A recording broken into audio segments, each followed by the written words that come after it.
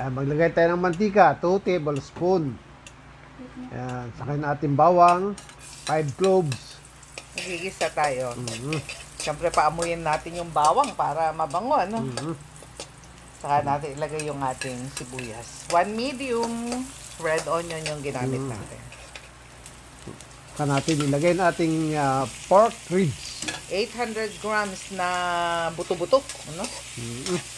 Ayan. Lutuin lang yan hanggang sa mag-iba ang kulay. Ang tawag nila dyan ay isang kutsa muna. Sa ganyang proseso kasi ay nawawala yung lansa ng karne. Yes, saka natin lagyan ng tomato sauce. Yay! Yung ating tomato sauce ay 200 ml. Mhm. Tapos, luto-lutuin lang din yung tomato sauce para mapatingkad natin yung kulay. Oo. Okay. Saka lagyan natin ng soy sauce, 1 tablespoon. Lalagay rin tayo rito ng paminta, saka yung laurel. Yes, ayan. Halu-haluin lang. Ayan, yung maliit na can ito ng liver spread. Mhm. Saka ating pickles. Yung pickle relish natin.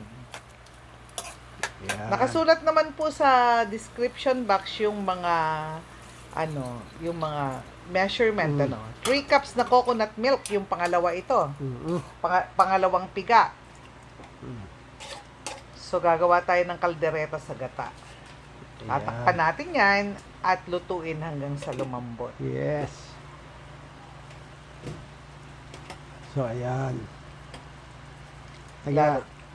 Maglagay tayo ng pork cubes para pampasarap. 1 teaspoon na salt, spicy chili, At yung ating patatas. 200 grams. Mhm. Carrots. 100 grams. Yan. Halo-haloy lang natin. 5 minutes. Lutuin. Takpan natin. Ayan. Yan. Malambot na yung patatas niyan. Ayan. Pagka malambot na yung patatas, pwede natin ilagay na ating Yung unang piga. gata. Unang gata. Unang gata na yan.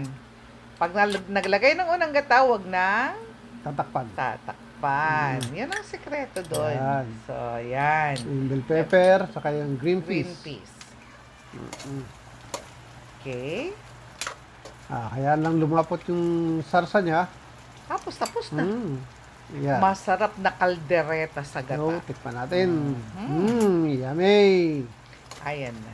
So, ito, pwedeng panghanda ito. Kasi hindi siya usual na kaldereta. Okay? Maraming salamat. Sana po naiibigan ninyo at sana nakakatulong. Yeah.